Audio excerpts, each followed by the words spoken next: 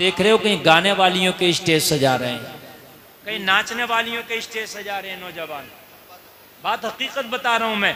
कहीं नौजवान गाने वालियों के लिए स्टेज सजाता है, कहीं बजाने वालों के लिए। लेकिन वो नौजवान बड़ा खुश नसीब है कि उलमा के लिए स्टेज सजा के अल्लाह उसके रसूल का जिक्र आपके सामने कराते हैं।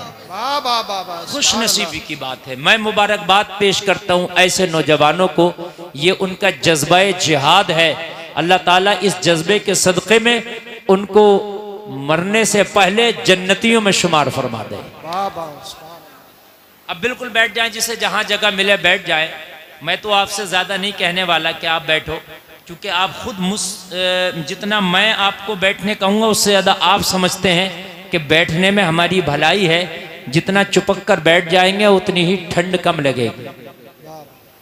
लोग कहते हैं ठंड में जलसा करने में यार लोग नहीं आते, लेकिन जो आ जाते हैं फिर वो सुकून से बैठ भी जाते हैं। चुपक कर बैठने में ठंड नहीं लगती है। जी जी जी, है ना। गर्मी में ज़रा परेशानी होती है।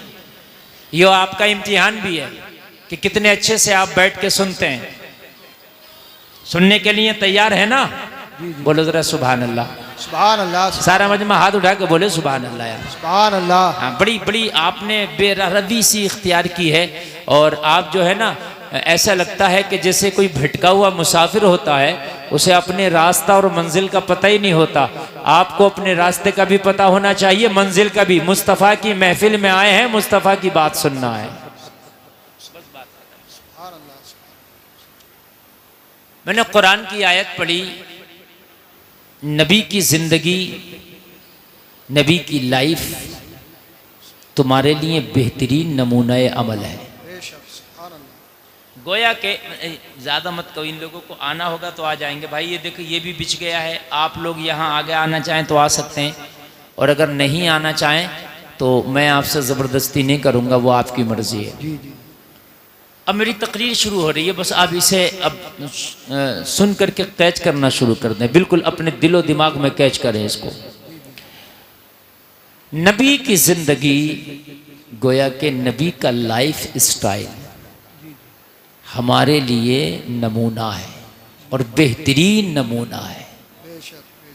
यानी खाली नमूना नहीं का, बेहतरीन नमूना है, उसवाए हसना। अब जलसा में आने वालों, इस पर थोड़ी सी मैं गुफ्तगू करना चाहूँगा, थोड़ी सी रोशनी डालना चाहूँगा। आज हमारी जिंदगियां कठिनाइयों का शिकार क्यों हैं? आज हमारी जिंदगी में दुश्वारियां क्यों हैं? जी जी। आज हमारी जिंदगियों में परेशानियां क्यों हैं? तो परेशानी इसलिए, कठिनाइयां इसलिए कि हमारी जिंदगी गुजारने के लिए अल्लाह ने एक किताब दी थी कि हमें ये किताब तुम्हें दे रहा हूँ, इसे पढ़ते जाना, जिंदगी गुजारते जाना। इसको पढ़ने के बाद जो जिंदगी गुजारी जाएगी वो जिंदगी बहुत आसान होगी। बहुत अच्छे। और वो किताब का नाम आप खूब जानते हो, उसको कुरान कहा जाता है। बेशक बेशक, क्या बात है। वो कैसी किताब है? पूरी दुनिया में कोई किताब ऐसी नहीं बनी कि जिसमें कोई बात एक बार लिख दी जाए और वो अटल हो जाए, इधर उधर ना हो, शक की गुंजाइश ना हो। कभी तो ऐसा होता है किताब कुछ कह रही है, हकीकत कुछ कह रही है। लेकिन कुरान ऐसी किताब है, 1400 साल पहले अल्लाह ने जो उसमें उतार दिया, जो कुरान ने कह दिया वही हो कह रहा। सुभान अल्लाह। तिल बराबर इंच बराबर नहीं बदला, जो कुरान ने कह दिया वो हो के, जोर से बोले, वो हो के। कुरान से इधर उधर जो आप भटकोगे, जिंदगी भटक जाएगी। बेशक। दुनिया कांटों का बन है। आला हजरत कहते हैं, शहद दिखाए जहर पिलाए। ये दुनिया बड़ी मीठी लगती है, बड़ी प्यारी लगती है, बड़ी सुंदर लगती है, बड़ी लाजवाब लगती है, बड़ी रंग रंगीलियों वाली लगती है, मगर आला हजरत कहते हैं ये दिखाती शहद है, पिलाती जहर है। बहुत अच्छे। दिखाती शहद है, पिलाती जहर है। आला हजरत कहते हैं इस मरी हुई पे ललचाना नहीं, इसलिए कि दुनिया जो है ये बड़ी बेमुरव्वत है, बड़ी मतलबी है। दुनिया ऐसी है कि जिसके साथ कितनी भी भलाइयां कर दो, अगर आप उसकी एक बात ना मानो तो सब पे पानी फेर देता, जा तुझे भी देख लिया यार। वाह वाह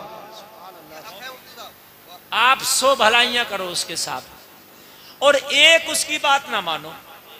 वो आपसे रात के 2 बजे कहे चलो रामपुर चलने, आपको भाई मुझे सर्दी लग रही मैं नहीं जाऊंगा, जा तुझे देख लिया यार। ये है दुनिया। क्या है ये दुनिया। और अल्लाह वो है उसकी 100 मर्तबा आप नाफरमानी करते हैं और फिर भी वो कहता है मेरा बंदा। जी वाह वाह वाह, क्या बात है, क्या बात है, फिर भी वो कहता है मेरा बंदा। मेरा बंदा। मदीने के आका वो हैं कि उनकी शरीयत को हम ठुकराते हैं, अमल नहीं करते उनके हकाम पर, फिर भी कहते हैं रब्बे हबली उम्मती। बेशक बेशक। फिर भी कहते हैं रब्बे हबली उम्मती। जो जिंदगी में हमारी जवाल आया है, जो हमारी जिंदगियों में परेशानियां आई हैं, सबसे बड़ी चीज ये है कि कुरान जो हमारे लिए एक ज़ाब्ता-ए हयात था, हमने उसे छोड़ा। नबी की जिंदगी कि जिन्होंने कुरान पे प्रैक्टिकल करके बताया जिंदगी ऐसे गुजारी जाती है। कुरान में थ्योरी है, कुरान में क्या है? थ्योरी है, बता दिया गया कुरान में। कुरान में कहा अकीमुस्सलाह, नमाज पढ़ो, कायम करो नमाज, थ्योरी है ये, कह दिया गया। कैसे पढ़े? नबी ने प्रैक्टिकल करके बताया, ऐसे पढ़े, क़याम ऐसे होगा, रुकू ऐसे होगा, सजदा ऐसे होगा। भाई बात है कि नहीं है? तो कुरान और नबी की जिंदगी को मजबूती से पकड़ना पड़ेगा अगर चाहते हो कि जिंदगी आसानी से गुजरे। वाह वाह वाह, सुभान अल्लाह। और आज किसी से भी बात करो, को भी कैसे तो वैसे तो कह देगा ठीक है मजे आ रहे हैं, लेकिन उससे सच में पूछना अकेले में जरा, कहना सही बता यार कैसे गुजरे, कहेगा मौलाना बड़ी परेशान। जी जी। हमने नेता लोगों से पूछा तुम बताओ कैसी गुजर रही है? भाई तुम तो मंत्री बन गए, मौलाना बड़ा ही परेशान हूँ, अपोजिट बिल्कुल जीने नहीं दे रहा, और ये जो कुर्सी है ना ये भी छिनने फिर रही है। जी जी जी। सही बता रहा हूं मैं। मालदार से पूछो वो भी कहता मौलाना सुकून नहीं है, हकीकत बता रहा हूं। और से पूछा भाई तू बता, कहने लगा मौलाना क्या बताऊं, यकीन मानना, मेरे अपने भी मुखालिफ हैं, मेरे गैर भी मुखालिफ हैं, जीना दुश्वार और हराम कर दिया। वाह वाह वाह, सुभान अल्लाह। मैंने डॉक्टर साहब से पूछा आप तो मजे में हो गए भाई, 2-2 हज़ार की फीस ले लेते हो, 1 मिनट देखते हो मरीज को नुस्खा लिखने का, और प्लस दवाई पे भी आपको मिलता है परसेंटेज, वो तो एमआरपी पे दे देगा मेडिकल वाला, लेकिन उसका जो कमीशन मिलेगा वो आप पे फिर आता। अल्ट्रासाउंड कराएगा तो उसका भी आप पे आएगा, खून की जांच कराएगा, खून इसका निकलेगा, पैसा आपको मिलेगा रिटर्न। जी जी जी। मजे ही मजे हैं। तो डॉक्टर साहब ने कहा मौलाना बड़ा परेशान हूँ, नींद की गोलियां खा खा के सो रहा हूँ रात को। जी जी। हकीकत बात है मेरे भाई, यार सब कुछ हमने देखा यार, फिर सुकून कहाँ है? हमने देखा कि जिनके पास कुर्सियां उन्हें सुकून नहीं, जिनके पास जमींदारे उन्हें सुकून नहीं, जिनके पास मालदारी उन्हें सुकून नहीं, जिनके पास पैसा उन्हें सुकून नहीं, जिनके अकाउंट भरे पड़े उन्हें सुकून नहीं, जिन्होंने बड़ी बड़ी डिग्रियां कर ली उन्हें सुकून नहीं, जिनके पास बड़े बड़े पद हैं उन्हें सुकून नहीं, जिनके बड़े बड़े ओहदे उन्हें सुकून नहीं। तो यार सुकून है किधर? वाह वाह वाह, सुभान अल्लाह, सुभान अल्लाह, जिंदाबाद। हर आदमी सुकून देख रहा ना, हर आदमी सुकून ढूंढ रहा। ऑपरेटर साहब थोड़ा आवाज और बढ़ाएं और इसका बेस बढ़ाएं, आवाज भारी करें, मैं भी सुकून ढूंढ रहा हूं। जी जी। अच्छा मैक बोल रहा, बहुत अच्छा मैक बोल रहा, माशाल्लाह। तो हर आदमी सुकून चाहता है। आदमी घर में 1 करोड़ रुपए लगाता है, सुकून मिल जाए, बेहतरीन महंगी कार लाता है, सुकून मिल जाए। अरे बोलो है कि नहीं है? अच्छे कपड़े खरीदता है, सुकून मिल जाए, लेकिन फिर भी नहीं मिल रहा है कहां सुकून? जिससे कहो परेशान, जिससे कहो परेशान, जिससे को जितना बड़ा इतना ही परेशानी भी बड़ी। जी जी। सही बता रहा हूं मैं, जितना बड़ा उतनी परेशानी भी बड़ी। तकरीर शुरू हो गई, आप सुनना, इंशाल्लाह ईमान ताजा हो जाएगा। जी जी। आप कह रहे होंगे वक्त कम है, तो मेरे पास बहुत ही कम वक्त है, मुझे दिल्ली पहुंचना है, और वहां से दिल्ली से मुझे अभी ऐसे कोहरे में 5 बजे सुबह दिल्ली पहुंचना है और वहां से मुझे फिर एमपी के लिए सफर करना है, अगला सफर वहां से तय होगा।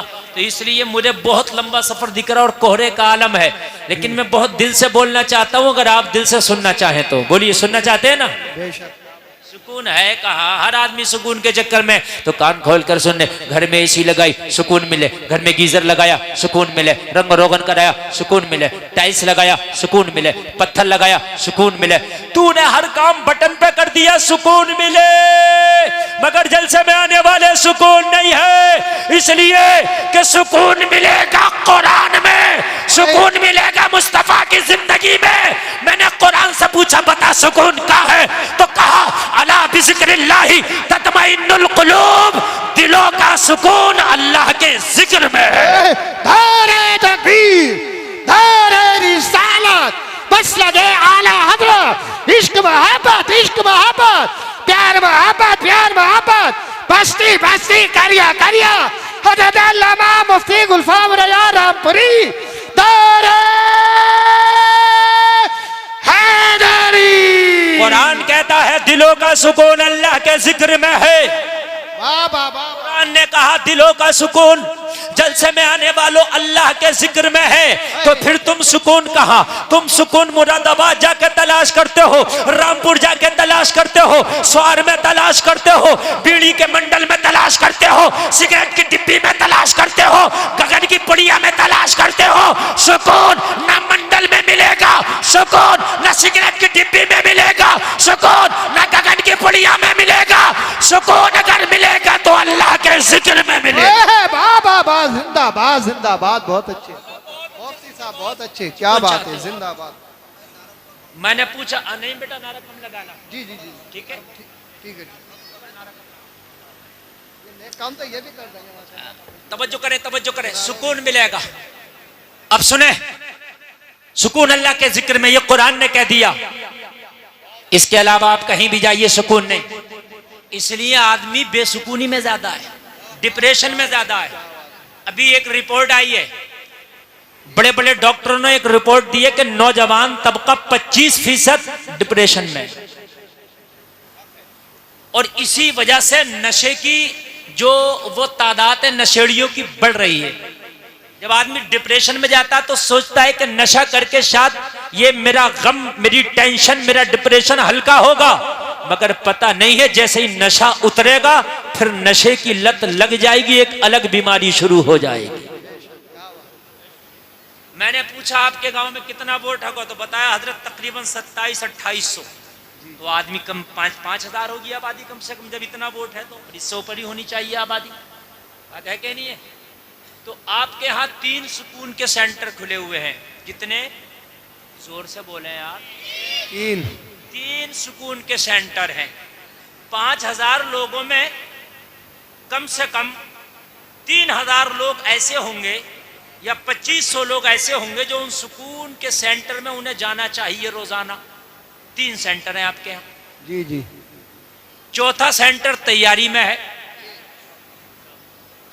सुकून वहां मिलेगा।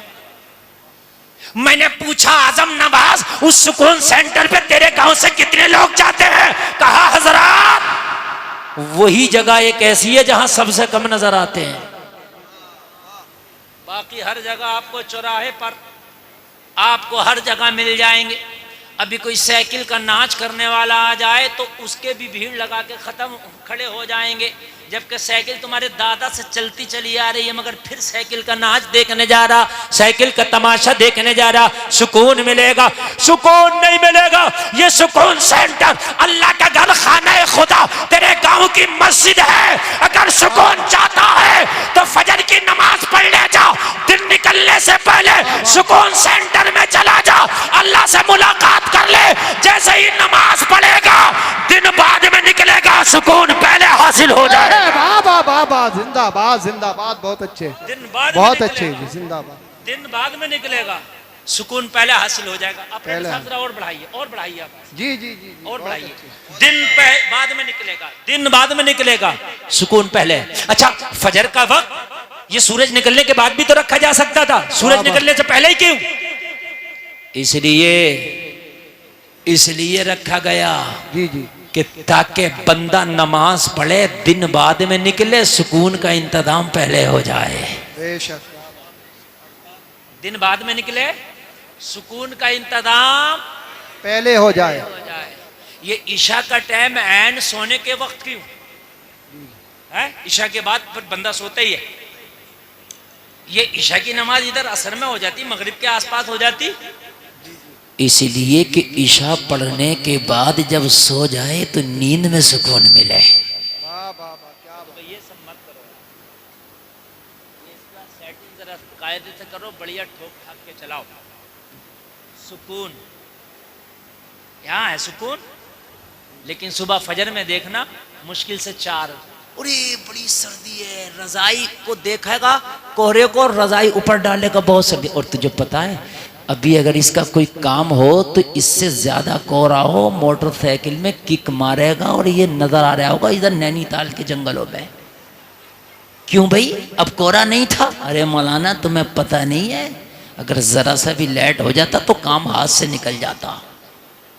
तुझे काम आया तो तू इधर स्वार के जंगलों में घूम रहा, तुझे न रात नजर आ रहा ना दिन नजर आ रहा, लेकिन नमाज के लिए तुझे कोहरा दिखता है। जबकि हकीकत बात यह है कि मस्जिदें अब इतनी खूबसूरत बना दी गई हैं। मैंने अभी आपकी मस्जिद देखी, नमाज ईशा पढ़ी है, माशाल्लाह नई तकनीक से बनाई गई है कि मस्जिद में जाके इतना दिल लगता है कि इतना तेरे घर में दिल नहीं लगेगा। तेरे घर में चूहे होंगे, तेरे घर में जो है खटमल भी हो सकते हैं, अरे घर में कुछ भी हो सकता है यार, है? तेरे घर में बीवी का झगड़ा, तेरे घर में भाइयों का झगड़ा, है ना, लेकिन मस्जिद में कुछ नहीं, सिर्फ मस्जिद में सुकून ही सुकून है। तो मस्जिद में आना, इधर तुझे सुकून मिलेगा, इधर सुकून हासिल होगा, लेकिन इससे दूर भाग के जाएगा कहाँ? कहता मौलाना सुकून नहीं, सुकून नहीं, मियाओं के पास जाना शुरू कर दिया।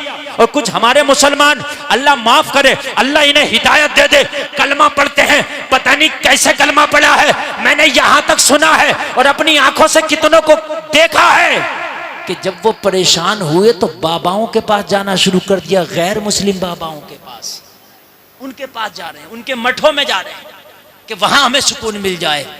खुदा की कसम तुझे सुकून कहीं नहीं मिलेगा। अगर सुकून चाहता है तो तुझे मुस्तफ़ा की जिंदगी में मिलेगा।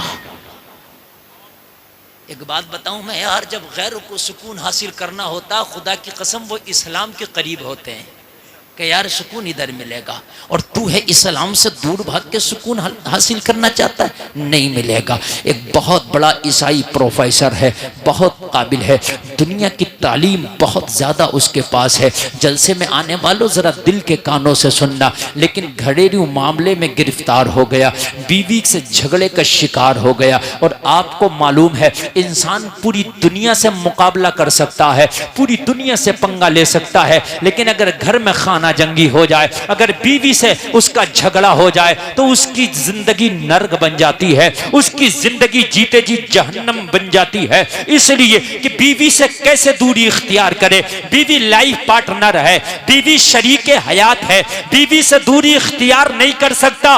बीवी से झगड़ा हुआ, बीवी से इख्तलाफ हुआ, लोगों मजहबन ईसाई है, बीवी जलाल में आई, कहने लगी तेरे साथ नहीं रहना, तलाक चाहिए। ये पढ़ा लिखा आदमी था, इज्जतदार आदमी था, प्रोफेसर आदमी था, चाहता था कि अगर बीवी का तलाक हो गया तो माशरे में बेइज्जती होगी। तलाक होने से बेइज्जती भी होती है ना यार, ये मामला घर का घर में निपट जाए और ये बीवी यही मान जाए और मामला थोड़ा सा चाहिए मुझे कह सुन ले, लेकिन ये यही तलाक तक नौबत ना आए, यही निपट जाए। लेकिन आपको मालूम है अगर मोहतरमा अपनी जिद पे आ जाए तो फिर मान के किसी की नहीं देती, मान के नहीं देती है। फिर ये टेढ़ी पसली से पैदा है ना, ये इनको आप चाहो कि सीधा कर दें तो ये टूट सकती हैं मगर सीधी नहीं होंगी, ये समझना जरूरी है। आज मेरे भाई 60% तलाक़ें हो रही हैं, किस बुनियाद पर? जरा सा झगड़ा हुआ, वो कह रहा देख खामोश हो जा, देख मान जा, अच्छा ना खामोश हुई तो क्या कर लेगा तू? बस यही काम खराब हो गया, बस वो यही करता है, फिर तलाक ही देता है। और क्या करता है? फिर कहता है कि हजरत गुस्से में दे दिया था मैंने, है ना। फिर मोहतरमा को भी समझ में आ गया ये नहीं होना चाहिए था, उन्हें भी समझ में आ गया नहीं होना चाहिए था। फिर भागते मौली साहब के पास, हजरत ये बताइए हमने तलाक गुस्से में दे दिया था, हो गया। मेरे प्यारे, मोहब्बत में कौन तलाक देता? गुस्से में ही तो तलाक होती है। अब पछता रहा है, अब पछता रहा दे के। देने से पहले मौलवी से पूछता, हजरत बीवी बहुत झगड़ा करती है, क्या करूं? तो मौलाना रास्ता बता देता। अरे बात समझ में आ रही है कि नहीं? एक शख्स की बीवी ने कहा, भाई कान खोल के सुन ले, शरीयत के हिसाब से जिंदगी गुजरी। कहा ठीक। बोली तेरे अब्बा तेरी अम्मा ना मेरे वो बाप है, ना मेरी माँ मेरे सास ससुर है। वो शरीयत मुझे मजबूर नहीं करती है कि मैं उनकी खिदमत करूं, मैं नहीं करूंगी। कहने लगा यार मेरे बाप हैं, बूढ़े हो गए, माँ बूढ़ी हो गई, थोड़ा इनकी तरफ भी रहम कर ले, खिदमत कर ले। कहने लगी शरीयत बता रही हो तो बता, तेरे माँ बाप हैं, मैं अखलाकन कर लूं तो ठीक है, ना करूं तो कोई बात नहीं। बात सही है। अगर औरत अपने बच्चे को दूध भी ना पिलाए तो औरत मर्द के ऊपर जिम्मेदारी है कि वो उसको दूध पिलवाए, चाहे मुआवजा दे के पिलवाए। यार बड़ा परेशान। आज का होता तलाक दे बैठता, मगर ये आदमी होशियार था। चलो किसी मौलवी से मिलते हैं। हजरत के पास गया, हजरत घर बिगड़ने वाला है, शादी की थी के बूढ़े माँ बाप को 2 रोटी टाइम से मिला करेंगी, मगर अब वो जो मिल रही थी वो भी खत्म हो गई। वो कह रही है तुम्हारे माँ बाप है, तुम करो, मैं क्यों करूं? मौलाना ने कहा कह तो सही रही, मगर काश अगर कोई अपने मामले में मौलाना के पास जाओ तभी तो तुम्हारे मामलात आसान होंगे। तुम मौलाना के पास बाद में जा रहे हो, वकील साहब के पास पहले जा रहे हो, दरोगा जी के पास पहले जा रहे हो, थानेदार साहब के पास पहले जा रहे हो। और रिश्तेदार कह रहे हैं हटेंगे नहीं, टेंशन मत लियो, लगाओ इतने मुकदमे, घर बनने ही ना दे रहा। अभी एक मीटिंग हुई में डीएम के, उसमें तमाम अधिकारी थे, डीएम भी था, तो उसने खुद कहा, बोला 90% जो मियाँ बीवी के मुकदमे हैं वो खुद तो मान जाए, मगर ये जो लिवाहिकीन है ये नहीं मानने देते। हटना मत पीछे, 2 लगा दो, दहेज प्रथा और लगा दो मुकदमे। अरे यार अगर कोई मामला है तो समझाओ आपस में, मामलात को बिगड़वाओ मत, मामलात को बनवाओ। मौलाना ने कहा ठीक तो कहती है, तो कहा हजरत ठीक तो कहती है, लेकिन माँ बाप बूढ़े, उन्हें कौन देगा रोटी पका के? तो कहने लगे हम बताएंगे उसका तरीका है तो हम। तो बोला हजरत बता ही दे। तो कहना एक काम करो, दूसरा निकाह कर लो, शरीयत उसकी इजाजत देती है। और बीवी से जाके कहना आप सही कह रही थी, शरीयत ने आपको मजबूर नहीं किया कि मेरे बाप बाप की खिदमत करो, आप मत करें, मैं एक और निकाह कर लेता हूं, वो मेरे माँ बाप की खिदमत करेगी, तुम मेरी खिदमत करना। शरीयत ने इजाजत दी है और उसे मना करे तो फिर तुम कहना आप गलत हो, इसलिए कि आप कह रही हो कि शरीयत हमें मजबूर नहीं करता तुम्हारे माँ बाप की खिदमत करने पर, तो फिर शरीयत हमें भी तो इजाजत दे रही है ना। कहने लगे ठीक है। गए बीवी से बोले कोई बात नहीं, आप मेरे वालिदैन की बिल्कुल देख रेख ना करें।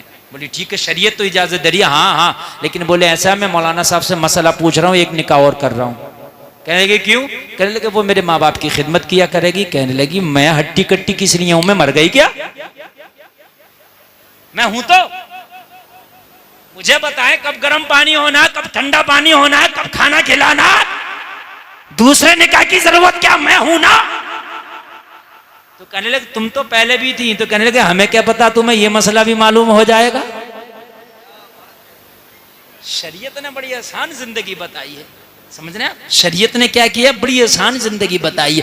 तो प्रोफेसर साहब की बीवी ने कहा मुझे तलाक चाहिए। प्रोफेसर ने समझाया, मानने को तैयार नहीं। घर वालों ने समझाया, मानने को तैयार नहीं। रिश्तेदारों ने समझाया, मानने को तैयार नहीं। पड़ोसियों ने समझाया, मानने को तैयार नहीं। अईज़ा अक़रबा ने समझाया, मानने को तैयार नहीं। प्रोफेसर हार गया, परेशान हो गया, सर पकड़ के बैठ गया, यार क्या करूं, मेरी बीवी मानने को तैयार नहीं है। तलाक दे दिया, मुआशरे में बड़ी बेइज्जती होगी। तलाक दे दिया, कहीं मुंह दिखाने का नहीं रहूंगा। तलाक दे दिया, घर का घर बिगड़ जाएगा। तलाक दे दिया, छोटे छोटे बच्चों का क्या होगा। तलाक दे दिया, जिंदगी खराब हो जाएगी। तलाक दे दिया, सारा शिराजा बिखर जाएगा। हो तो क्या हो, लेकिन किसी को मानने को तैयार नहीं। घोड़े पे सवार थी, तलाक चाहिए, तलाक चाहिए। लोगों प्रोफेसर है, लोगों पढ़ा लिखा है, लोगों काबिल है, लोगों एजुकेटेड है, मगर इसकी तालीम इसे बता ना सकी, इसकी पढ़ाई इसे बचा ना सकी, इसकी काबिलियत इसे बचा ना सकी। अभी इसको नजर आया डूबते को तिनके का सहारा होता है। जब काबिलियत ने जवाब दे दिया, तालीम ने जवाब दे दिया, लोगों इसके मुआशरे ने जवाब दे दिया, तो इसके दिल में आया मुसलमान कहता है कुरान में हर समस्या का समाधान है। चलो यार किसी मुसलमान के पास चलते हैं, किसी आलिम कुरान के पास चलते हैं, किसी आलिम दीन के पास चलते हैं और जाकर के मालूम करेंगे कि कुरान में हर समस्या का समाधान है, हर परेशानी का हल है। तो ये आलिम कुरान ये बता कि ये मेरी समस्या कैसे दूर होगी। है ईसाई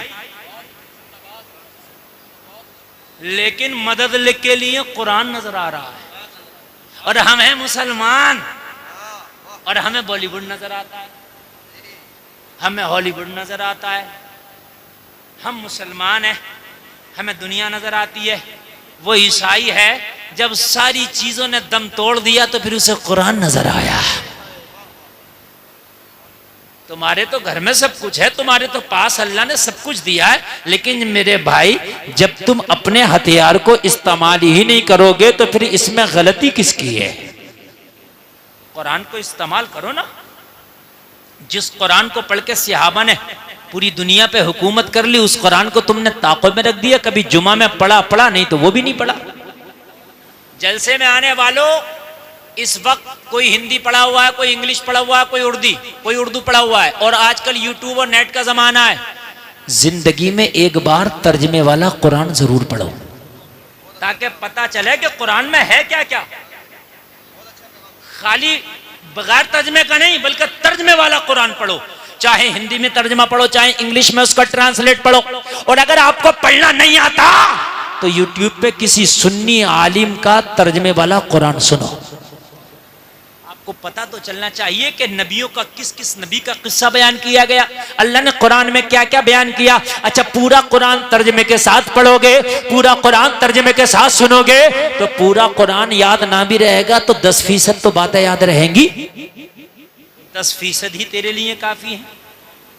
लेकिन इस पूरे मजमे में शायद कोई एक आध बंदा निकल आए, खड़े होकर कह दे हजरत मैंने पूरे तर्जमे के साथ कुरान पढ़ रखा। शायद गालियां तर्जमा तो तर्जमा, हमारी माँ बहनों को तफसीर के साथ गालियां याद होती है। और चुगली तो ऐसी ऐसी चुगली लगा लगा के उसमें बुन बुन के कर देगी। चुगली ऐसी चुगली कर देगी कि एक हुई होगी तो उसके अंदर 20 बेहुई लगा देगी, समझे। और अगर इससे बात पूछने पे आ जाए कि ये बता तूने जो ये बात कही है ये बात कहां तक सही है, अगर बात पुछवा दी जाए और जब बिल्कुल झूठ निकले तो क्या हम क्या करें, हमने तो सुनी थी। तो तूने सुनी हुई क्यों आगे बयान कर दी भाई, तूने सुनी हुई क्यों आगे बयान कर दी। ये राइट तुझे किसने दे दिया। इस्लाम से दूर रहोगे, कुरान से दूर रहोगे तो यही तुम्हारी जिंदगियों का शियार बन जाएगा कि लोगों की बुराइयां करते फिरोगे। अगर कुरान का दामन पकड़ोगे तो लोगों की बुराइयां नहीं करोगे, बल्कि लोगों की बुराइयां दूर कराते नजर आओगे। नारे तकबीर, नारे रिसालत, मसलके आला हजरत ख्वाजा का हिंदुस्तान, हिंदुस्तान का सुन्नी मुसलमान उलमाए सुन्नत। कुरान से दूर रहोगे तो सिर्फ लोगों की बुराइयां करते नजर आओगे, इसकी बुराई उसकी बुराई, इसकी चुगली उसकी चुगली। अगर कुरान से करीब रहोगे तो लोगों की बुराइयां छुड़ाते नजर आओगे। बुराइयां छुड़ाओगे लोगों की, और ऐसी छुड़ाओगे कि जैसी गौसे आजम ने छुड़ाया। डाकुओं के पास गए तो वली बना दिया। सुभान अल्लाह। छुड़ाओगे और कुरान से दूर रहोगे तो बुराइयां करोगे। अब तुम्हें अपनाना है कि कौन सी जिंदगी अपनाओगे आप। प्रोफेसर ने मौलाना से कहा हजरत कि बीवी का तलाक रुक सकता कुरान के जरिए। मौलाना ने मुस्कुरा के कहा कुरान तो बड़ी चीज है, तेरी बीवी का तलाक तो मेरे नबी की हदीस रोक देगी। यार जोर से बोलना सुभान अल्लाह। सिर्फ बच्चे ही बोल रहे हैं, बड़े बड़ों ने तो ये सोच लिया कि हमें तो ना बोलने की जरूरत है ना कुछ समझने की। अच्छा, बच्चों को आगे भी बिठा दिया। ये काम बच्चों का नहीं है, ये काम बड़ों का है। मैं बच्चों को कम और आपको ज्यादा आज समझाने लगा हूं। मौलाना ने मुस्कुरा के कहा कुरान तो बड़ी किताब है, मेरे नबी की एक हदीस पे जा जाके अमल कर ले, तेरी बीवी का तलाक रुक जाएगा।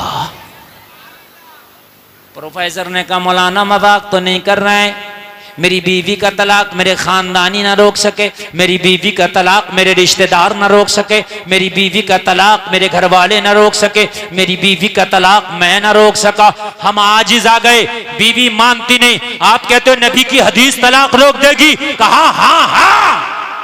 मेरे नबी की बात में इतना पावर है, अमल तो करके दिखा, फिर देख कैसा कमाल पैदा होगा। हम तो दूर हैं, हम तो मुसलमान हैं, हमें तो पानी भी पीने का पता नहीं कि सुन्नत तरीका क्या। गधे और खच्चर और बैलों की तरह खड़े खड़े पी रहे हैं, खाना भी खड़े खड़े खा रहे हैं, सर पे टोपी रखना समझते हैं तो मुल्ला जी का काम है, तो इमाम साहब का काम है, हाफिज जी का काम है। हम तो ऐसे बदमाश लोग हैं, हम तो ऐसे कैसे भी खा ले। क्यों खा ले? मुसलमान तू भी है, मुस्तफा का कलमा तूने भी पढ़ा है, जन्नत तुझे भी चाहिए। अगर पानी के 2 घूंट भी पीना तो ये देख मेरे नबी का तरीका क्या था पानी पीने का।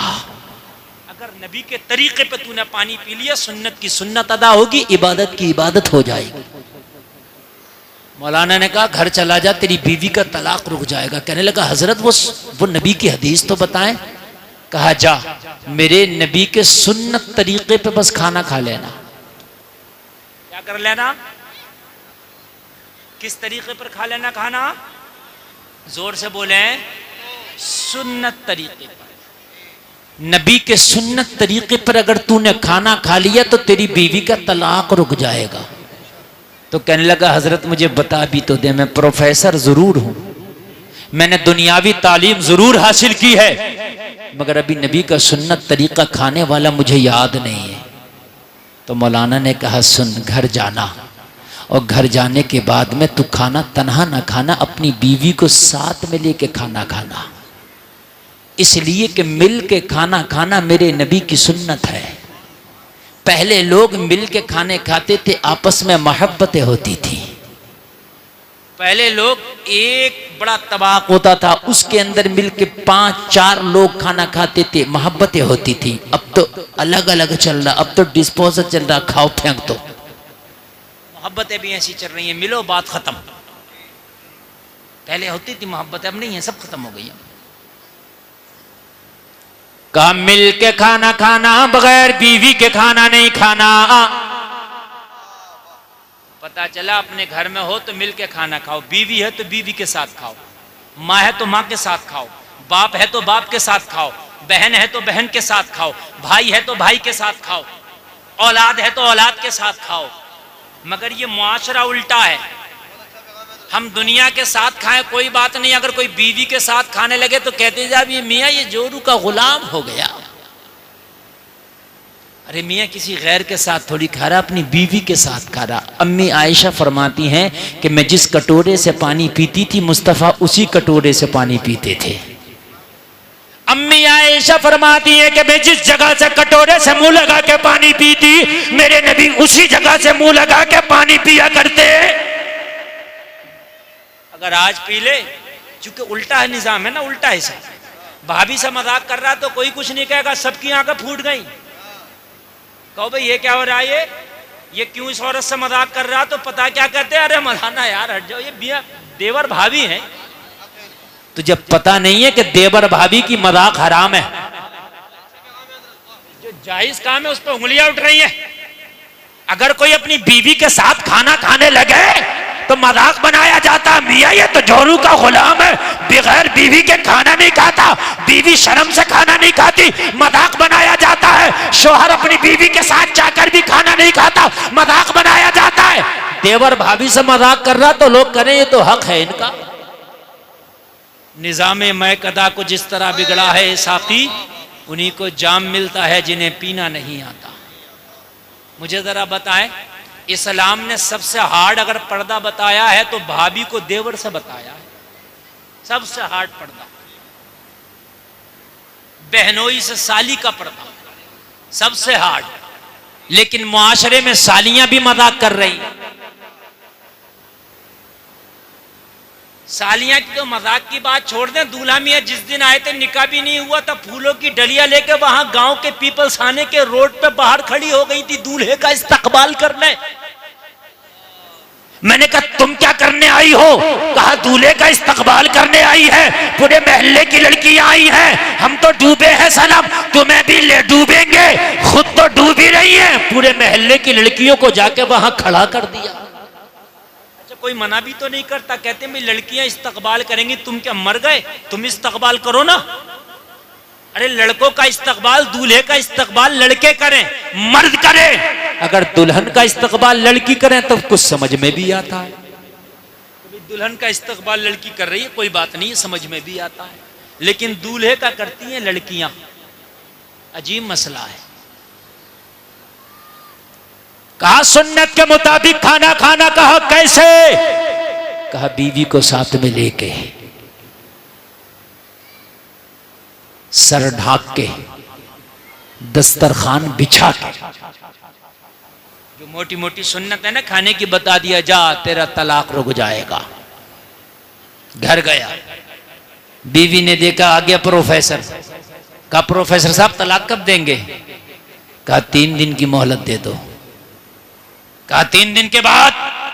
कहा 1 मिनट की मोहलत नहीं मांगूंगा, तेरे मुताबिक तुझे तलाक दे दूंगा।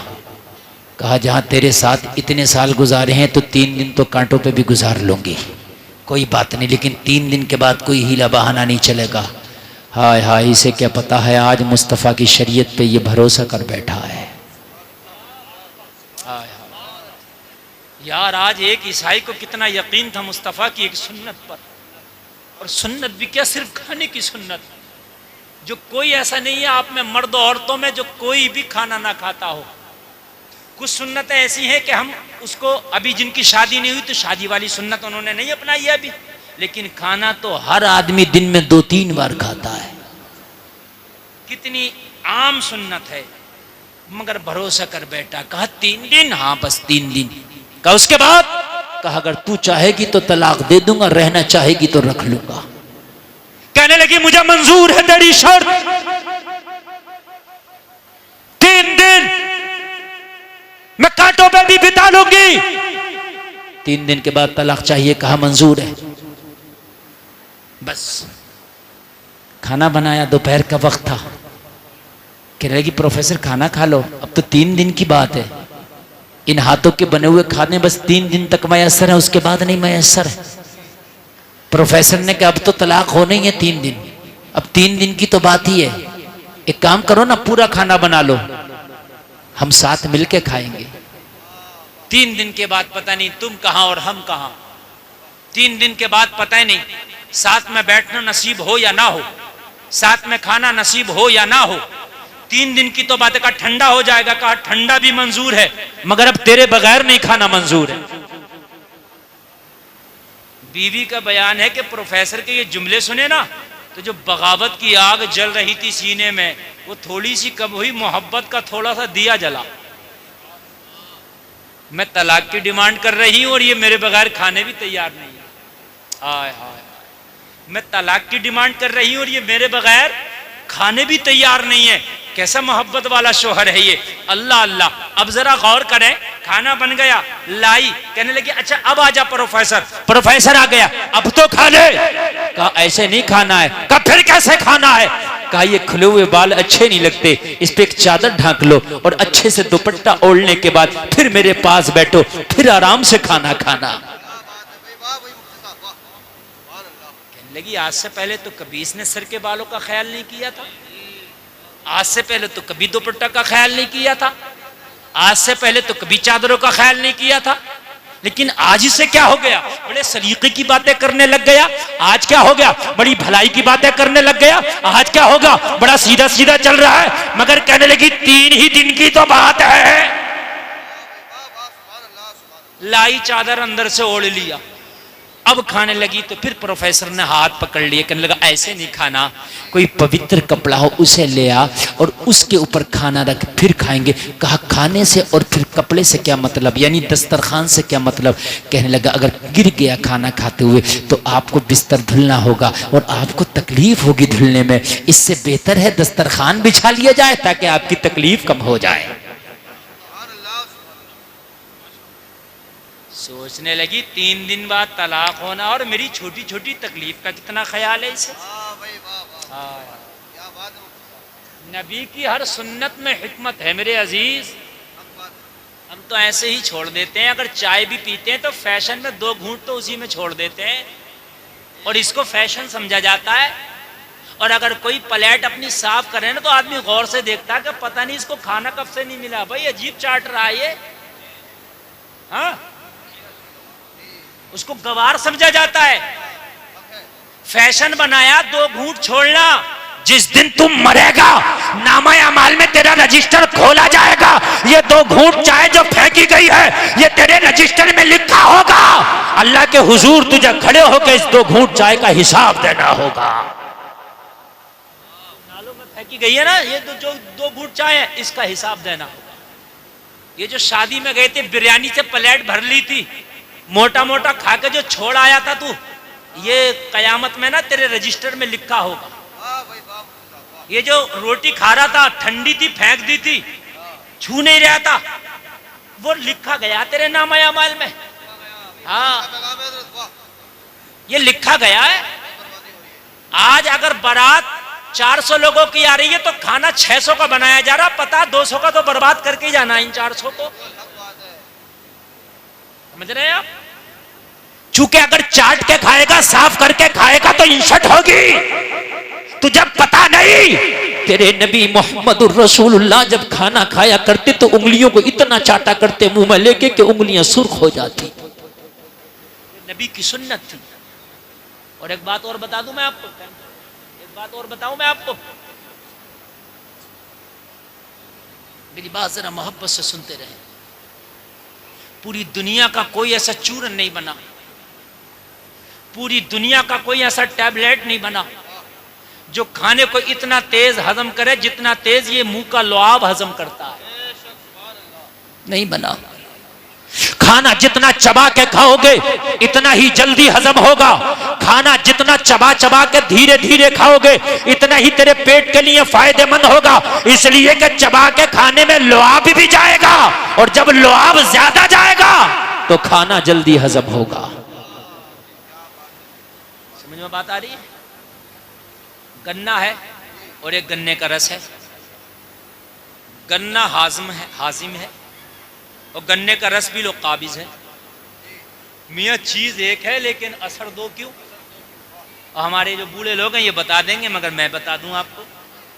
यानी गन्ने का रस पियो तो काबिज और गन्ना अगर खाओ तो हाजिम। तो रस हम ऐसे ही पी लेते हैं, वो भारी हो जाएगा, लेकिन जब गन्ना खाएंगे तो एक एक कोई को चूस चूस के खाएंगे तो रस के साथ में मुंह का लुआब भी जाता है। जैसे लुआब जाएगा तो वो हाजिम हो जाएगा। समझ रहे हैं? वो हाजिम हो जाएगा। ये जो खाने खाए जा रहे हैं और खाने जो हम खा रहे हैं आज अंग्रेजों के तरीके पर, यही तो वजह है, यही तो वजह है कि पेट वक्त से पहले निकल गए। यही तो वजह है, पहले पूरे गांव में किसी 1-2 का पेट निकला हुआ होता था, आज हर घर में 2-4 के निकले हुए हैं। नबी की सुन्नतों को छोड़ो, ऐसी परेशानी होगी। अगर सुन्नत के मुताबिक खाना खाओगे, मेरा दामन पकड़ लेना, कसम खा के कहता हूं किसी को भी पेट की शिकायत नहीं होगी, निकलेगा ही नहीं, वजन कम करने की जरूरत ही नहीं पड़ेगी। नबी फरमाते हैं कि खाना खाओ, जब थोड़े से भूखे रह जाओ तो हाथ खींच लो। और मियाँ है अगर बढ़िया कोरमा हत्ता आ जाए तो हाथ खींचता, डोंगे खींचता, गलत तो नहीं है? क्या मशवरा होगा? जब तकरीर होती है ना तो अकबर, बहुत कर रहा गुजरता।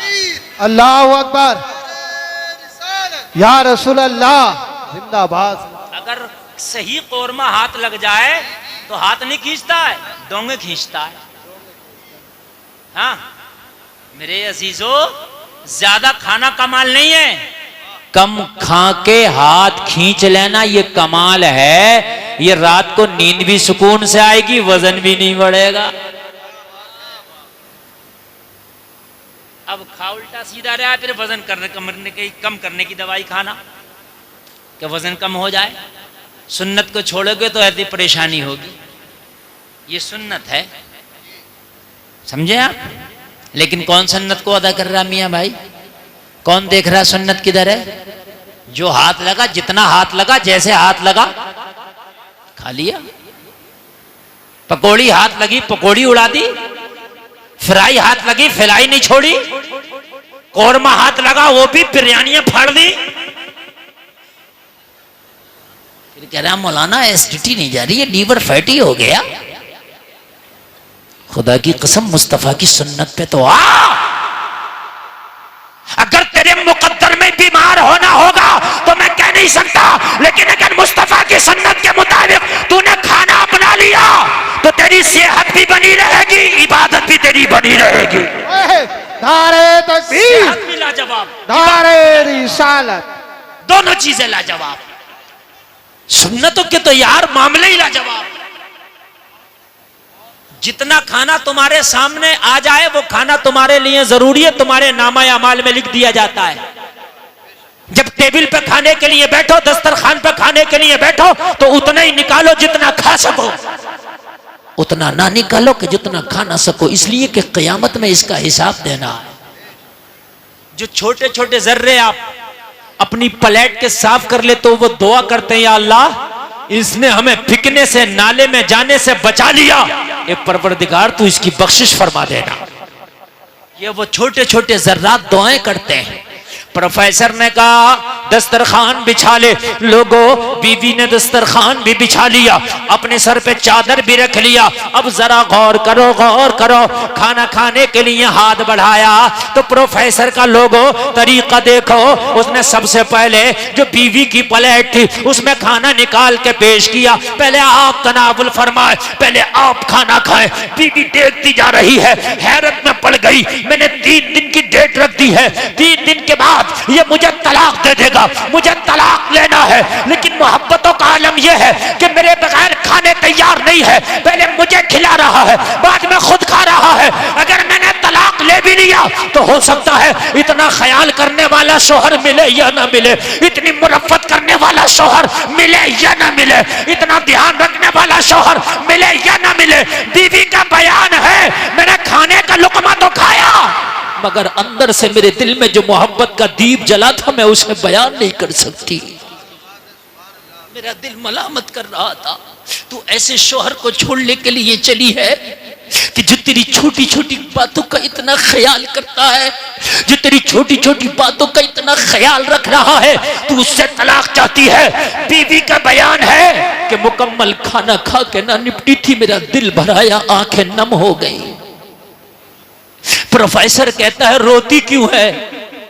कहने लगी रो इसलिए रही हूं, मैं कितनी बेवफा हूं, मैं आज तक तुझे समझ ना सकी, मैं आज तक तुझे पढ़ ना सकी, मैं अभी तक तो तुझे खुद गर्ज समझती थी, मैं अब तक तो तुझे आम इंसान समझती थी, लेकिन यकीनन तू मां नफ्ता की बहुत बड़ी मिसाल है। तुझे पता है 3 दिन के बाद तलाक होने वाला है, फिर भी मेरा इतना ख्याल तू कर रहा है। कसम खा के कहती हूं जमाना कुछ भी कहे अब तलाक नहीं होगा।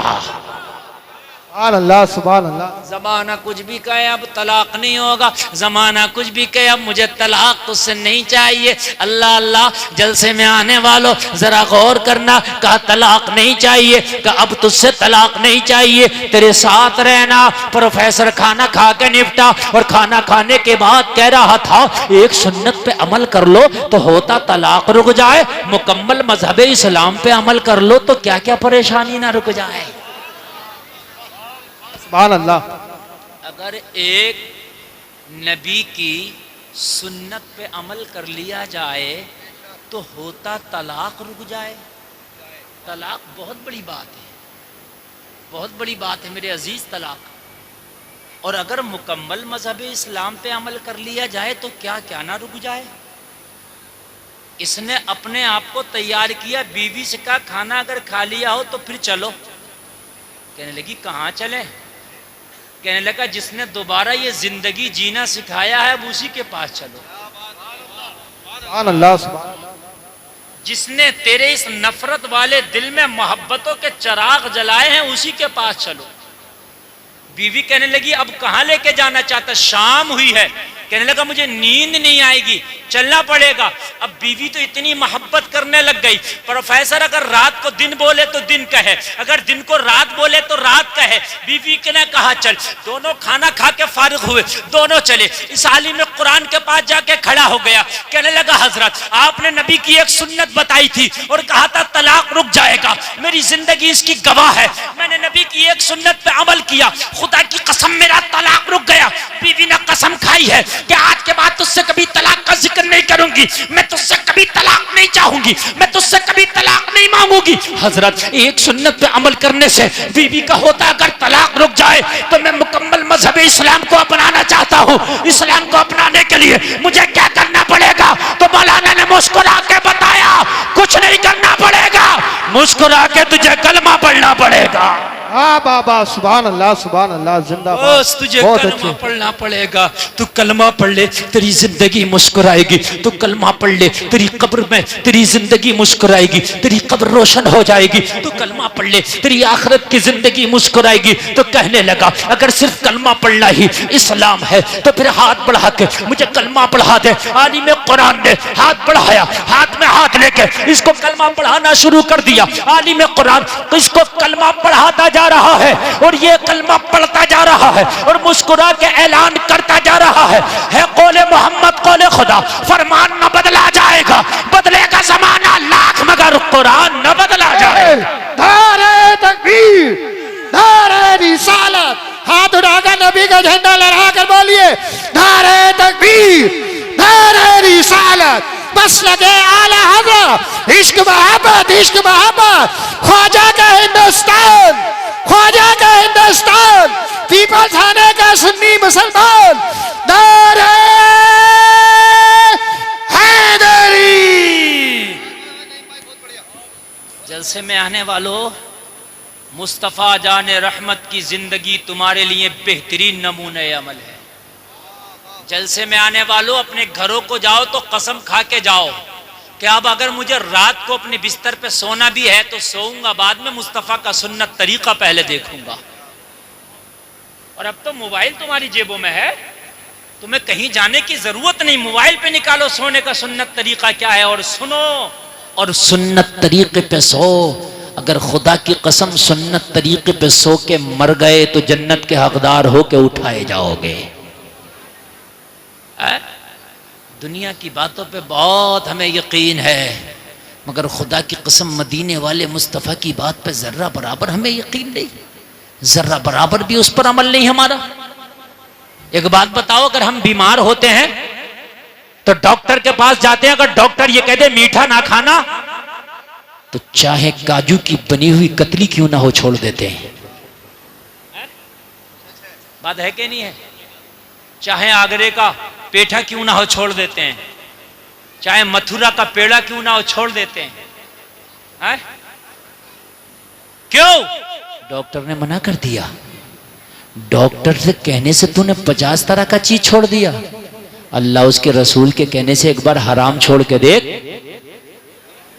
अगर जिंदगी में बहारें ना आ जाएं तो कहना ए बेटे बैठ जाए, बच्चों ए बैठ।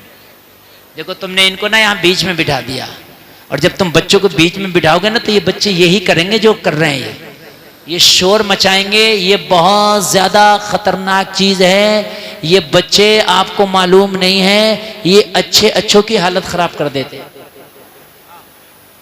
इन बच्चों की तरबियत जो है बहुत जरूरी है। अच्छा, बच्चों से ज्यादा मुझे बड़े लग रहे हैं। यहाँ की औरतें तो कम बोल रही हैं, मगर मर्द औरतों से ज्यादा बोल रहे हैं। ऐसा लग रहा है जैसे शादी में कहीं खाना खाने आए। अच्छा, मैक की आवाज आप तक आ रही है कि नहीं आ रही है? पता नहीं कौन सा जादू पड़ के मैक वालों ने इसको बांध रखा, आवाज बिल्कुल मैक की बंधी हुई है। मैं इससे अगर मुंह जरा दूर कर रहा हूं ना तो इसकी आवाज ही नहीं समझ में आ रही है कि आप तक जा रही है कि नहीं जा रही है। रात भी ऐसा ही मैक मिला था और उन्हीं का भैया बंद बिल्कुल ये भी ऐसा ही मिला है। बढ़ा रहे हैं तो सीटी ले रहा है। बस मैक वालों ने पता नहीं कौन सी एक नस पकड़ ली होती है, इनसे को बढ़ाओ तो ये सीटी दिला देते। ठीक, ये नहीं, मैक बंद कर, बंद कर बिल्कुल। हम दुनिया के कहने से दुनिया की चीजें छोड़ देते हैं। एक बार मुस्तफ़ा के कहने से मेरे भाइयों अपनी जिंदगी से जरा हराम निकालो, है ना? डॉक्टर कहता है ये दवा खाने से ये फायदा, ये दवा खाने से ये फायदा। मेरे नबी फरमाते हैं ये गुनाह छोड़ने से ये फायदा और ये गुनाह छोड़ने से ये फायदा। हाँ, आप झूठ छोड़ दो, आपके घर में बरकतें आ जाएंगी।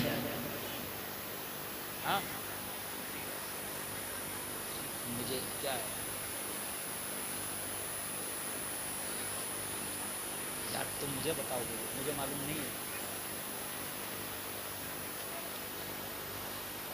बोलिए सुभान अल्लाह। कोई मुस्तफ़ा जाने रहमत सल्लल्लाहु ताला अलैहि वसल्लम की जिंदगी, बस यही मेरी तकरीर का उन्वान है। हदीस है नबी की, इसको कोई टाल नहीं सकता, कोई बदल नहीं सकता। कितनी भी बड़ी बीमारी हो सदका कर दो, सदका करने से बीमारी टल जाती है। हम डॉक्टर को तो हजारों लाखों रुपए दे देंगे, लेकिन सदका करने के लिए हमारे पास पैसा नहीं है। सदका क्या है?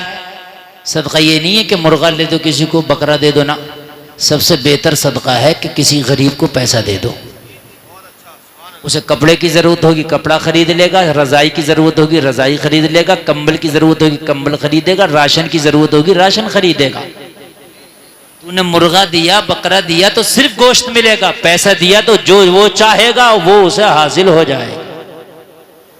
भाई यही बात है कि नहीं? तो पैसा दे दो, सदका करने की आदत डालो। सदका ज़कात से अलग है। ज़कात सदक़े में नहीं है, ज़कात अलग है, सदका अलग है। सदका तो ये जब भी तुम्हारा दिल करे, जितना दिल करे किसी गरीब को दे दो। सदका करने से बीमारियां टल जाती हैं, जिंदगी आसान हो जाएगी। आज मैंने तकरीर का उन्वान ही ये बनाया है कि जिंदगी हार्ड है, परेशानी में जिंदगी आसान कैसे हो। सुकून कहाँ मिलेगा? मैंने बताया कि तुम्हारे यहाँ सेंटर है, मस्जिद है, सुकून की जगह है। ये बीमारियां कैसे दूर हो? सुन्नत पे अमल करो, इंशाअल्लाह बीमारियां दूर होंगी। सदका करो। अगर बीमार होगे तो अल्लाह ने अगर चाहा तो सदका करने से बीमारी टल जाए। मिस्र का ना काहिरा, मिस्र की एक राजधानी है। मिस्र एक मुल्क है, उसकी काहिरा राजधानी है। वहां का एक बहुत अमीर शख्स जो कारखानों का, फैक्ट्रियों का मालिक, इत्तेफाक से हार्ट का बीमार हो गया। जब चेकअप कराने के लिए गया तो डॉक्टर ने कहा तू हार्ट का बीमार है, हार्ट का मरीज है, चंद दिन का मेहमान है, ये जो तेरे हार्ट में सुराख है ना ये बढ़ जाएगा और तू एक दिन मर जाएगा। कहने लगा इसका कोई इलाज? कहने लगा अभी तक इसका कोई इलाज नहीं बना। परेशान घर आया, बच्चों ने पूछा बाप अफसरदा क्यों है? कहा डॉक्टर ने मेरी मरने की डेट फिक्स कर दी है।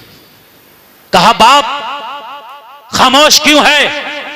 कहा डॉक्टर ने मेरे मरने की डेट फिक्स कर दी है, चंद दिन का मेहमान हूं, चंद दिन के बाद शायद तुम मेरी कब्र पे आया करो, शायद कब्र पे ना भी आया करो। इतना कह के रोने लगा। होगा क्या है? कहने लगा दिल में जो सुराख था वो बढ़ गया। डॉक्टर मना करता इसका कोई इलाज नहीं है। घर वालों ने कहा था तेरी फैक्ट्रियां किस दिन काम आएंगी, तेरे कारखाने किस दिन काम आएंगे। अभी तो काहिरा के हॉस्पिटल के डॉक्टर ने जवाब दिया है ना, इससे बड़ा भी हॉस्पिटल अभी बाकी है, तुझे अमेरिका लेकर के जाएंगे, वहां तेरा इलाज कराएंगे। क्यों परेशान होता है? वहां कोई ना कोई सूरत निकलेगी, वहां एडवांस टेक्नोलॉजी है, वहां निकलेगी। ले गए और वहां जाकर के इसको दिखाया। जैसे ही इसको दिखाया, चेकअप कराया, तो जो काहिरा के डॉक्टर ने बताया था सेम वही रिपोर्ट में आया। दिल में सुराख है, चंद दिन का मेहमान है। डॉक्टर ने जवाब दिया घर ले जाओ। नाउमीदी तो फिर बढ़ गई, गम में इजाफा हो गया। एक एक के गले से चिपक चिपक कर रोता था, लिपट लिपट कर रोता था। अगर डॉक्टर किसी को जवाब दे दे तो चंद दिन का मेहमान है, तो उससे पूछो कि इसके दिल पे क्या गुजरती होगी। घर आया, सारे मेहमान आए हुए थे खैरियत के लिए, अयादत के लिए। रो रहा था। किसी ने कहा क्यों रोता है? कहा वो जिंदगी की बहारें चली गई। कभी मेरे घर में मेहमान आते थे ना तो बाजार जाके उनके नाश्ते और खाने का इंतजाम मैं ही किया करता था। वो बाहर है, चली गई। एक एक से पूछ रहा कि मेरी कब्र पे आया करोगे, कि मेरे लिए कभी साले सवाब भी किया करोगे या भूल जाओगे। आज इसका अपने कारखाने, अपनी फैक्ट्रियां सभी से बेकार नजर आ रही थी।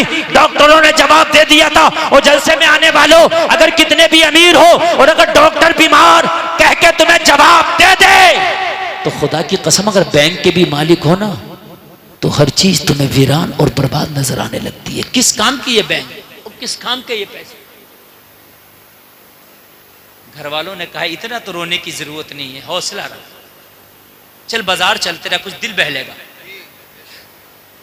मरीज को अगर थोड़ा सा ले जाओ ना तो उसका दिल बहलता है। हमारे यहाँ क्या होता है, अगर मरीज की खैरियत के लिए जाए, उसके सीने पे बैठ कर उसकी बीमारी का उसकी बीमारी का तस्करा करते हैं। अरे इसी बीमारी में तो थे हमारे पड़ोस में अभी परसों ही मरे। अब वो बेचारा, अगर उसकी सांसें अब तक ठीक भी चल रही थी ना, तो उसकी सांसें ऊपर नीचे होने लगी। समझ रहे हैं आप? क्यों डाले पड़े हो तुम हॉस्पिटल में, क्यों पैसे खराब कर रहे हो? यही बीमारी थी, बिल्कुल अभी परसों ही दफन हुआ, छोटे छोटे बच्चे रह गए। अरे अगर इस बीमारी में मरा भी है तो तू इसके सामने क्यों बयान कर रहा है? इसके सामने तो ये कहना यार तू अच्छा हो जाएगा, अल्लाह ने चाहा तो। ये बीमारी फला साहब को भी थी, हमने उसे भी अच्छा होते देखा है, अल्लाह ने चाहा तेरी भी रिकवरी हो जाएगी। अरे दुआओं से तो तकदीर बदल जाती है। उसका दिल तोड़ेंगे और समझ रहे हैं? आए हाय, कहने लगा चल बाहर चल, बाजार में घूमेगा, थोड़ा सा फिरेगा, सैरो तफरी होगी, मन बहलेगा, दिल खुश होगा, तो हो सकता है तुझे जिंदगी की थोड़ी सी उम्मीद नजर आने लगे। कहने लगा हाँ ये बात सही है, लेकिन चलने के काबिल नहीं हूं मैं। तो कहने लगा हम सहारा देंगे ना। बेटों ने सहारा दिया, बाजार ले गए।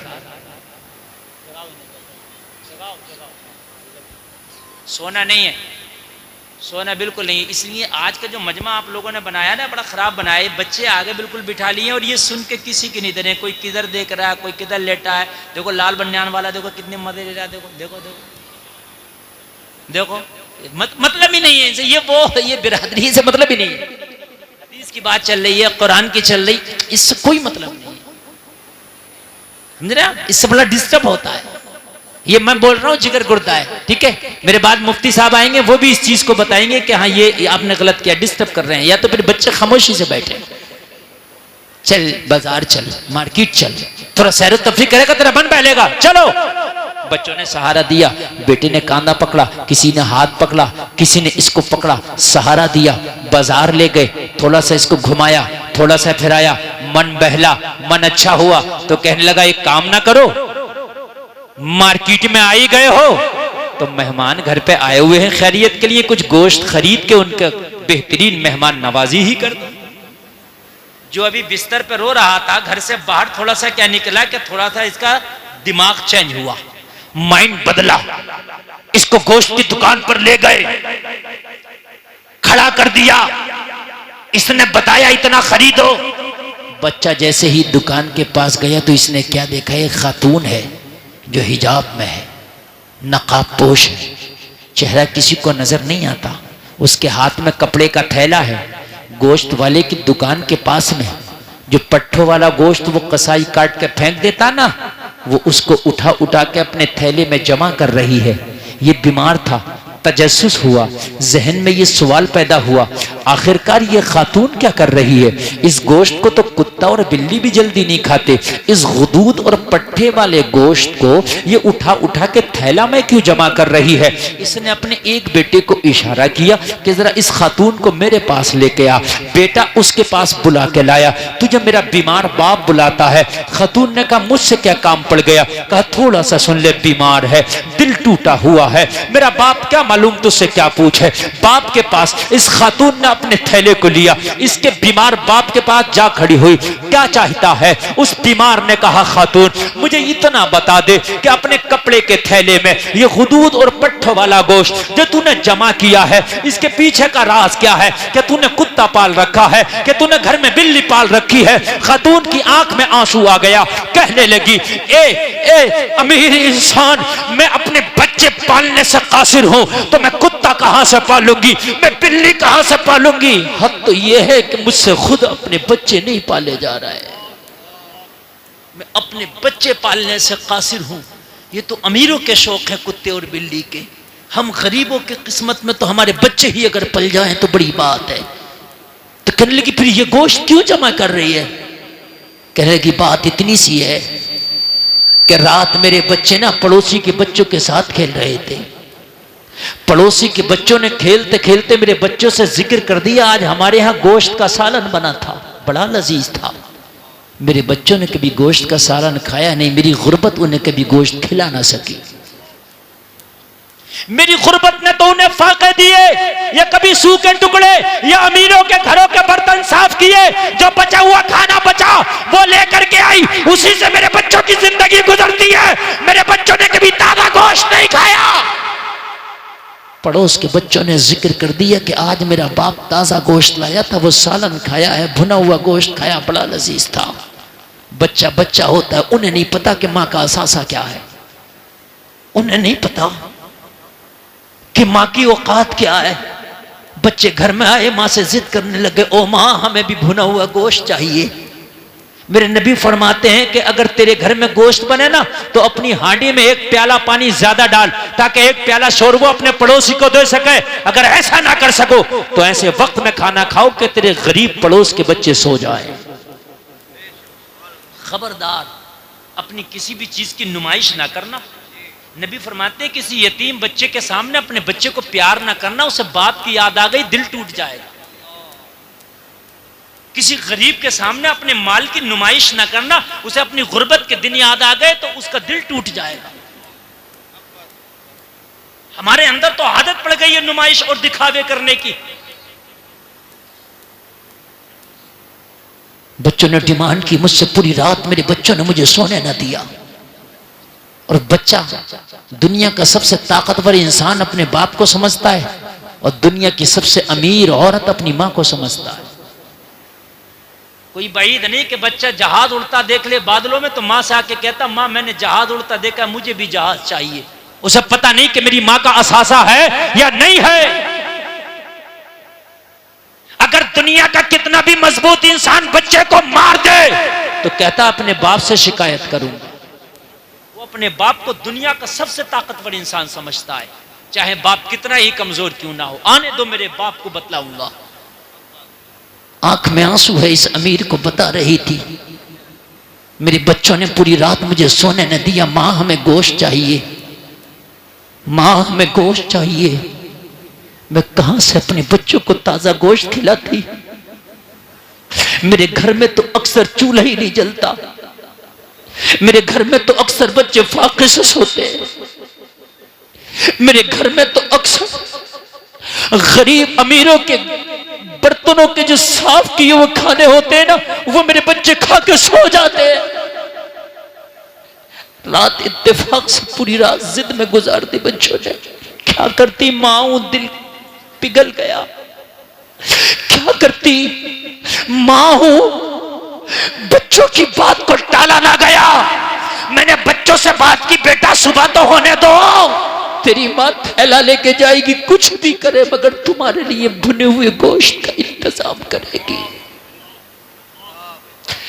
अपने गरीब बच्चों से वादा करके आई थी कि आज गोश्त जरूर खिलाऊंगी, लेकिन जैसे ही थैला लेके मैं घर से बाहर निकली तो खुद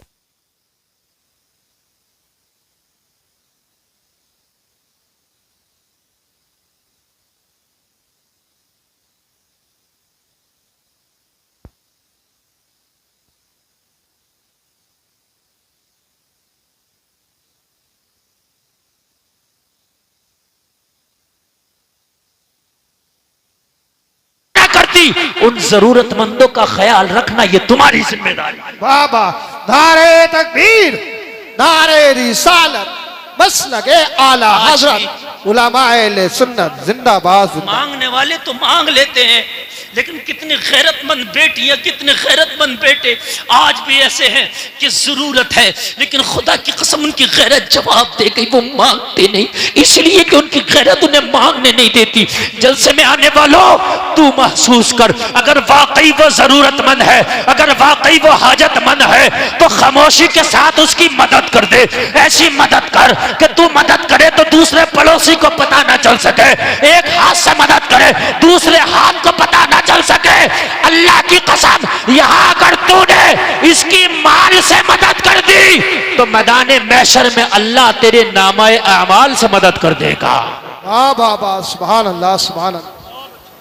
मदद कर। आज जिंदाबाद। भी कितनी बेटियां तो ऐसी हैं जो दूसरे लड़कों से दोस्ती करके अपना खर्चा उन पर डालती हैं, लेकिन आज भी कुछ इज्जतदार बापू की इज्जतदार बेटियां ऐसी हैं, गरीब हैं, घर में जरी और कढ़ाई का काम करती हैं, सिलाई का काम करती हैं, हफ्ते में 200-250 रुपया कमाती हैं, मगर अपनी इज्जत को खुदा की कसम कहीं नीलाम नहीं करती हैं।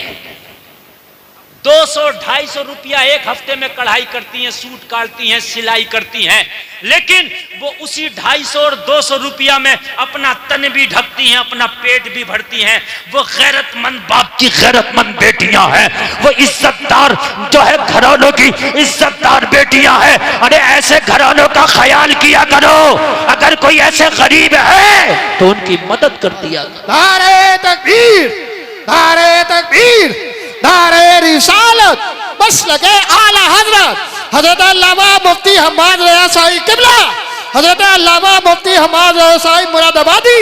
नारे तकबीर, नारे रिसालत, ख्वाजा के हिंदुस्तान पीपल थाने का सुन्नी मुसलमान नौजवान कमेटी, नारे हैदरी।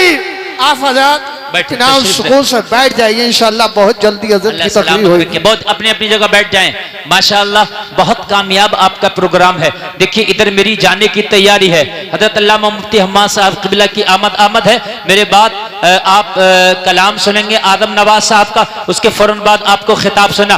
बहुत जल्दी मेरे भाई बैठ जाएं। देख रहे हैं आप बहुत टॉप का बहुत कामयाब खतीब आ गया है, जिसकी तारीखें लेने के लिए महीनों महीनों लाइन में लगना पड़ता है। वो खतीब आदम नवाज साहब की निस्बत से यहाँ हाजिर आ गया है, तो आप इसकी कदर करें और मोहब्बत के साथ सुने। सारे लोग बैठ जाएं, बैठ जाएं। ओ चादर वाले बैठ जाएं।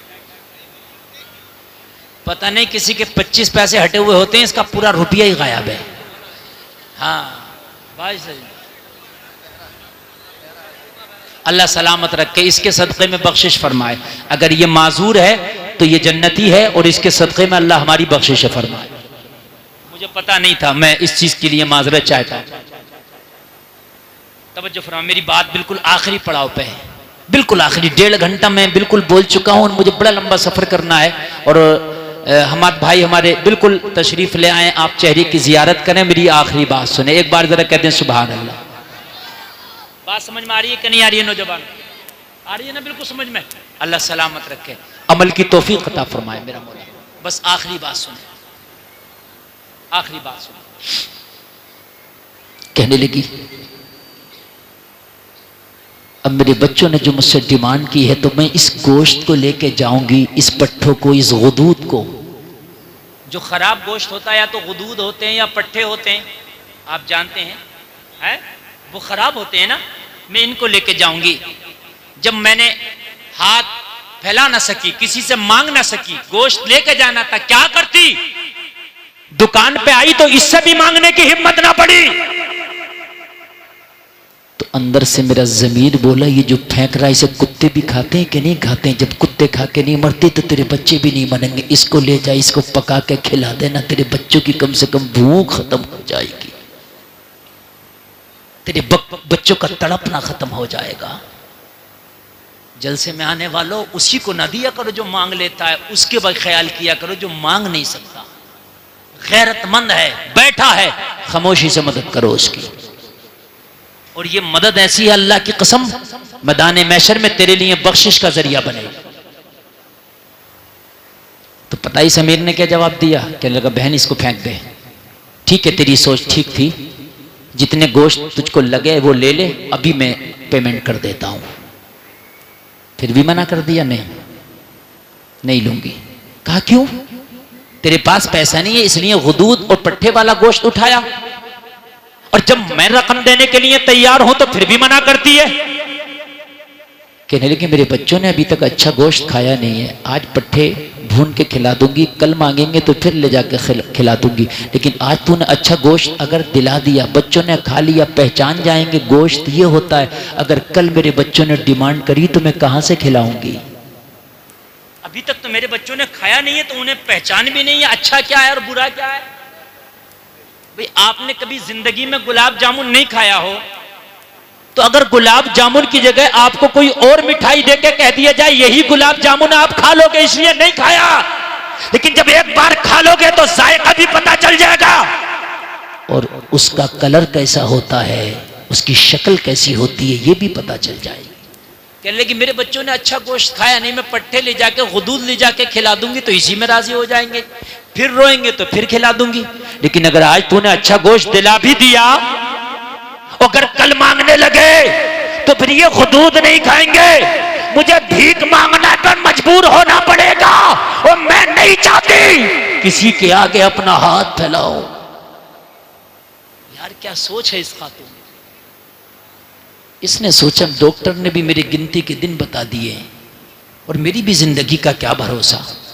डॉक्टर ने तो बताया तो वो जिंदगी के आखिरी पड़ाव पे है। कहने लगा बहन तू परेशान ना हो। हाय हाय इसने भी अपने दिल को खोल दिया। बहन परेशान ना हो, आज भी ले जा, और जब जब तेरे बच्चे गोश्त की फरमाइश करे, तेरे घर में जरूरत महसूस हो, इसी दुकान पे आया करना, जरूरत के मुताबिक ले जाया करना।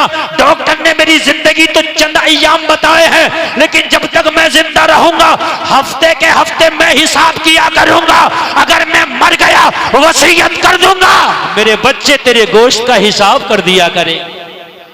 वाह वाह वाह, क्या अच्छे, मेरे बच्चे तेरे गोश्त का हिसाब कर दिया करेंगे। और नबी फरमाते हैं सदका करो, सदके से बीमारियां टल जाए। आखिरी बात सुन ले जरा, ये गोश्त लेके गई, कहने लगी अब ठीक है, अब ठीक है, लेके गई। इसने भूना, बनाया, दस्तरखान लगाया, दस्तरखान सजा।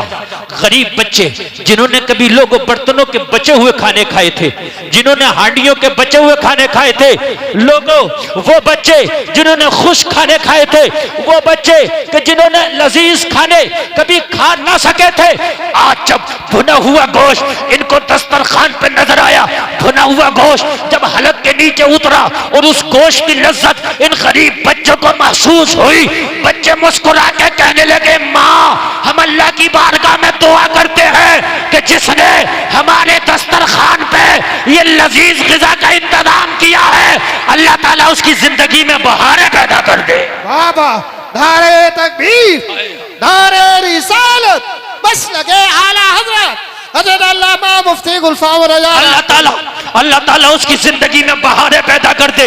इधर रोजाना बच्चे गोश्त खा रहे हैं, दुआ कर रहे हैं, इधर दुआ हो रही है, उधर अल्लाह का करम हो रहा, बीमार की दवा हो रही। वाह बहुत अच्छे। डॉक्टर ने जो 2-3 महीना बताया था मरने का टाइम के इतने दिन में मर जाएगा, वो जो 2-3 महीना आया, मरा तो नहीं, बिस्तर से सही होकर खड़ा हो गया। सब हैरत में पड़ गए, क्या हो गया? तुझे तो कोई हमने नुस्खा भी नहीं खिलाया, दवा भी नहीं खिलाया, तुझे क्या हो गया? कहने लगा बिल्कुल फिट हूं, मेरा हार्ट भी सही काम कर रहा है, मेरा किडनी भी सही काम कर रहा है, अब मेरे अंदर की जो ताकत है वो भी ठीक है, मेरा सांस भी ठीक है। कहने लगा फिर हो कैसे गया? कहने लगा ये तो मैं भी हैरान हूं कि ये ठीक हो कैसे गया। चलो चेकअप ना करा ले। चेकअप कराने के लिए अमेरिका के उसी डॉक्टर के पास गए जिसने चंद महीने पहले चेकअप करके कहा था ले जाओ। अच्छा, डॉक्टर के पास रोजाना सैकड़ों मरीज आते हैं तो सब का तो चेहरा याद नहीं रहता ना। हम रोजाना हजारों लोगों में बोल रहे हैं तो सबको तो हम नहीं पहचानेंगे। तो अब ये कई महीने के बाद जब पहुंचा डॉक्टर के साथ, मेरा इलाज होना है और साहब मेरा चेकअप कीजिए, तो डॉक्टर ने चेकअप का कहा घर चले जाओ। तो कहा भाई तूने इसके अलावा अपनी डिग्री में कुछ सीखा कि नहीं सीखा? घर चले जाओ। 3 महीने पहले आया था तब भी घर चले जाओ, 3 महीने बाद आया तब भी घर चले जाओ। इसके अलावा तूने कुछ पढ़ा क्या नहीं पढ़ा? तो आगे बोला जो चाहो वो खाओ, जो चाहो वो पियो। कहा 3 महीने पहले भी यही बतलाया था। अच्छा, जब आदमी लाइलाज हो जाता है और डॉक्टर को ये लगे कि मर्ज इसका ऐसा हो गया कि दुनिया में कोई दवा भी से कारगर साबित नहीं होगी, तो डॉक्टर क्या कहता है, इसकी खिदमत कर लो, जो चाहे खिलाओ पिलाओ। ये कहता कि नहीं कहता है? या फिर बिल्कुल नॉर्मल हो तब कहता है जो चाहो खाओ पियो। तो डॉक्टर से कहा कि तूने अलावा अपनी डिग्री में 2 बातों के घर जाओ जो चाहो खाओ पियो कुछ सीखा कि नहीं सीखा? कहा क्या मतलब? कहा 3 महीने पहले भी कहा था घर जाओ जो चाहे खाओ जो चाहो पिलाओ, और अब भी कह रहा घर जाओ जो चाहे खाओ जो चाहे पियो। तो कहने लगा 3 महीने का तो पता नहीं मगर अब का पता है। 3 महीने का उसको याद थोड़ी है, डिग्री उसके उसमें रिपोर्ट में क्या आया था? तो कहा अब का क्या है? चल 3 महीने पहले का तो मुझे पता, तू बता अब क्या है मेरी रिपोर्ट में? कहा रिपोर्ट साफ है, मामला नॉर्मल है, तो जो चाहे खाओ जो चाहे पियो। कहा डॉक्टर साहब सही से चेकअप किया है? कहा दोबारा कर लो चेकअप। कहा भाई बिल्कुल सही से किया है। तो कहा क्या आया? कहा बिल्कुल दिल साफ। वाह वाह वाह, सुभान अल्लाह। दिल क्या आया? हार्ट साफ। इसने कहा नहीं साफ नहीं है, सुराख है। कहा नहीं बिल्कुल साफ है। कहा नहीं सुराख है। कहा साफ है। डॉक्टर जलाल में आ गया, कहने लगा डॉक्टर मैं हूं कि तू? मैं कह रहा हूं साफ है तो जाना। तो इसने पहली वाली रिपोर्ट निकाली। वो पहली वाली रिपोर्ट निकाल के बोला डॉक्टर साहब ये भी आप ही की है। डॉक्टर ने देखा एक में साफ एक में सुराख, एक में साफ एक में सुराख। हैरत में पड़ गया, माथा घूम गया, रिपोर्ट रख दिया, माथा पकड़ के बैठ गया। कहने लगा 3 महीना पहली रिपोर्ट बता रही है दुनिया में कोई दवा ना बनी जो तुझे सही कर सके, और अभी की रिपोर्ट बता रही है कि तेरे दिल में कभी कोई मर्ज ही नहीं लगा था। ये तो बता कि ये कमाल हो कैसे गया? ये किसका नुस्खा खा के आया है, किसका इलाज करके आया है? तो ये मरीज मुस्कुरा के बोला अब किसी दुनियादार का नुस्खा नहीं खाया, मदीने के मोहम्मदुर रसूलुल्लाह का नुस्खा खा के आया। कहने लगा कौन सा? कहने लगा मेरे नबी फरमाते हैं सदका करो बीमारी टल जाएगी। मैंने गरीब खातून के बच्चों के खाने का क्या इंतजाम किया, उसी दिन से दिन ब दिन मुझे सेहत में इजाफा होने लगा। और एक दिन ऐसा हुआ कि मैंने सही महसूस किया, और आज मैं ही सही महसूस नहीं कर रहा हूं। तेरी रिपोर्ट भी सही बता रही है, तू भी सही बता रहा है, जमाना मुझे सही बता रहा है। तो डॉक्टर कह रहा था दुनिया की सारी हिकमत मोहम्मदुर रसूलुल्लाह के एक हुक्म के सामने फेल है। जहां से दुनिया की पावर खत्म होती है वहां से मदीने वाले की पावर शुरू होती है। नारे तकबीर, नारे रिसालत, नारे रिसालत, बस लगे आला हजरत उलमाए सुन्नत जिंदाबाद जिंदाबाद। डॉक्टर कहने लगा आज मुझे भी भरोसा हो गया, आज मुझे भी यकीन हो गया डॉक्टरी सब कुछ नहीं है, हिकमत सब कुछ नहीं है। जहां पर डॉक्टरी जवाब दे जाए, जहां पर हिकमत जवाब दे जाए, जहां पर नुस्खे जवाब दे जाए, जहां पर दवाइयां जवाब दे जाए, वहां कोई ताकत है जो वो काम आती है, और वो ताकत है मदीने वाले मुस्तफा की ताकत। तभी तो बरेली से आवाज आई थी।